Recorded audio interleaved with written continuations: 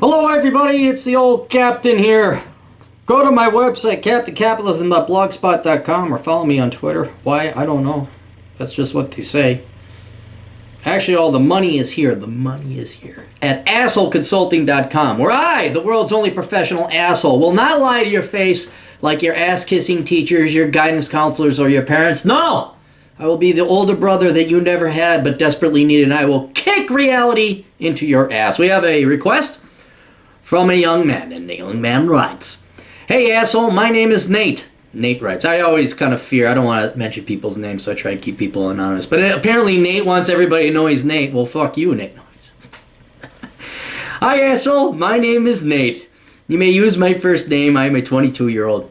I drive a truck full-time, making $50,000 a year. All right, that's very good. That's more than what I made at 22. I also market a company online and make an extra $500 a week. So that's what, 25 grand a year? You're making 75 grand a year as a 22-year-old kid. You asshole. What are you talking? You give advice. What the fuck do you need me for? Or more from that. My problem, I currently live at my grandmother's house for free, which is really nice, but two of my aunts and my uncle also live there with their kids, 7 in total. They are in their 40s. It's really stressful living with all these people who are double my age and don't have their shit together and feel as if they are I feel as if they are just using my grandmother because she's nice and they don't pay rent. You think? Yeah, they're fucking scumbags. They're living off your grandmother, and, you know, that's your grandmother's problem if we're not raising them right. So at the age of 40, they're still fucking dependent. And I'm afraid what's going to happen to their kids. I get stuck paying for food and groceries and all other shit? No, you let yourself get stuck. Alright, this is a very important lesson. He has other questions. We're going to knock this one out. I understand there's a lot of you kids out there, and by kids I mean 25 or younger, whose parents live off of you. I've had this come up a couple times, and you end up paying, you bail them out, you take care of their mistakes, you pay for rent, you pay for this stuff, you pay for their food, you're paying for their expenses. And I understand that genetically programmed, everyone is wired to give their parents and family tons of get out of jail free cards, to stick with them because for most of your life you needed them to survive. But here's a news flash for all of you people. Doesn't matter if they're family or they're blood or not. Sometimes your family members and your parents are assholes, and they're parasites, and they're bad people, and you should get rid of them. And I know it's a very Herculean thing to stand up for yourself and deny and tell your parents no, or tell your family no, and say, no, I'm not paying for your fucking food. But you have to. You just have to. I know it's hard. I know that you love them, or they told you that they love you. I really wonder about that, if they're making you buy their food or buy them their food and all that other stuff. But you gotta say no, and you have to love yourself first to have any kind of chance or shot at having a good, healthy, functional relationship with family members or loved ones. So the next time they ask you to pay for groceries and shit, you say no. Fuck you. You pay your own damn groceries. And if they go, well, fuck them. They didn't really love you in the first place. Sorry to be so blunt, they don't. I never make my own fucking kid pay for my fucking groceries. I don't have a kid, but if I did, I would not make my... Hell, I feel bad if I got, like, you know, someone who's a little bit poorer than me, like my buddy Khan. He's older than me, but he's poor. So I'm like, God, let me get you a sandwich or something. Wouldn't make a kid, my own child, pay for my food? Are you kidding me? So you got to look at it from someone who's outside of that family connection and unit. Because that's abuse. And I'm not physical abuse, but they are abusing you. They are taking advantage of you. So, no, you tell them no. Moving on. I want to buy a multi-family house or triple-decker to rent out, but got fucked on a car loan and have some other debt from being a stupid young kid, so I'm trying to save money as well as pay those bills, but so sick of living with these people. All right, number one, you are not getting a house. You are 22. That is a big mistake. You live as cheap as you possibly can. Hell, live in your cab if you can, man. I mean, if you're a truck driver, unless you're like a smaller truck, but I'm thinking big rig. But if that's not the case, you find a single studio apartment and you live on the cheap, man. All right? You do not get a house. Don't get a house. Because you don't know where you're going to be 5 years from now. You just don't. And until you got family or you got a stable job that's going to have you in a physical location the entire time, I wouldn't get a house. Plus, if your business model takes off, You don't want a house. You want to be able to move and go wherever you want. I'm going to rent 3 months here. I'm going to get a long-term stay over there, and I'm going to go over here. And that's the life, man. Trust you and me. So you're not getting a house. Don't do that stupid shit. Then you got real debts. Then you got real responsibilities and problems. Should I wait it out and toughen up and keep saving, or should I get out and get an apartment? Get out, get an apartment. Look, dude, you make enough money. You want to know one of the great things about making money is that you don't have to live with or near assholes. Okay? Actually, in ghettos, I use Ghettos in the Sky as a reference because I was there. Actually, it wasn't too bad. I like Ghettos in the Sky. It was actually quite quiet. It was nice. But, let's say you're in a bad neighborhood, all right?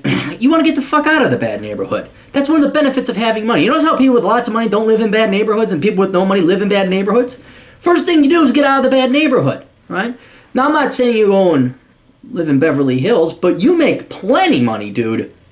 If you're bringing in 75 gross as a 22-year-old, you go find a quiet studio apartment somewhere in a nice neighborhood and with quiet people, preferably where senior citizens live. And you get your own place, double check the soundproofing, make sure it's quiet. That's the key thing, quiet. Because you deserve this. You deserve a quiet abode. You deserve a place to rest your head and not pay for other people's food. Yeah, I know you're living rent-free, but it is not worth the pain and the agony and the agitation of seeing parasites live off your grandmother. That's got to be at least worth $300 a month not to see with your eyes. I know in your back of your mind it'll still be going on, but yeah, that's and then dealing with these parasites in person, I wouldn't tolerate it at all. I got people who have little kids. I'm like, your child is not welcome in my house. No, you can visit. Your child's not welcome here. Well, who's going to take... I don't care. Throw him in a ditch. Push him in a river. Get a babysitter. One of those must be legal. But that kid is not in my house. Why? Because I busted my fucking ass off to get what little piece of solace and serenity in my world, in my life here, in my humble little home. And that becomes very important to me, and it should be very important to you as well. Your sanity should be very important. It's not always worth the money. So you have enough money, you go find yourself a quiet little one-bedroom or studio apartment. And there you go. Also, want to quit my driving job in the future and pursue my marketing career and go full-time with more money. Go full-time with more time, I can make more money. Should I do this, and if so, when? I can't answer when. In general, yes, you should. But now is not the time. And you should always, always, always be running 2 lines of income. Always. I have probably about 4, maybe 5. So if any one of them go away, I'm all right. And out of the 4 or 5, only one is really sort of contingent on other people. And if they give me the slightest bit of lip, I can tell them, hey, fuck you. I got fuck you money. You have a king. You have an army. Greatest navy in the history of the world? Fuck you! Go blow me. It's from The Gambler. John Goodman's quote. Great.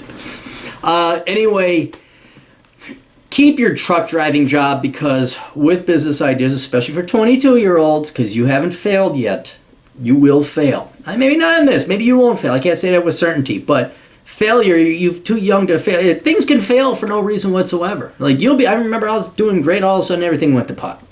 Completely out of my control.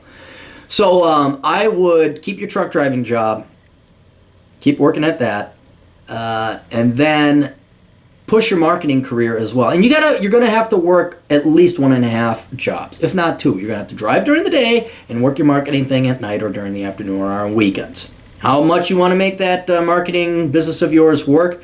It's up to you. And you're more intricately familiar with it to know its potentials and its capacities than I am, so I don't know how much you want to drive it. But I'll tell you this, you maybe 5 years from now, instead of making $50,000, you might make $56,000, which won't even keep up with inflation as a truck driver. So if you want to make the real money, it's an entrepreneurship. So you keep working that, man. You got to push that, but you do not give up your day job. Absolutely not. And even then, let's say everything's going really great with marketing. I dropped to part-time at the truck driving thing. So oscillate it, scale it out, balance it out.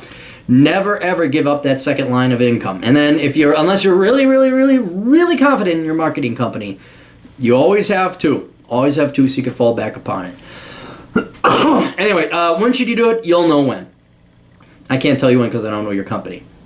But whatever you do, you just keep doing what you're doing now. Don't fuck it up. You're doing great. Whatever you do, don't get a house. Just live on the cheap. Save up some money. You know, if you need to, go find like a triplex. If you need to.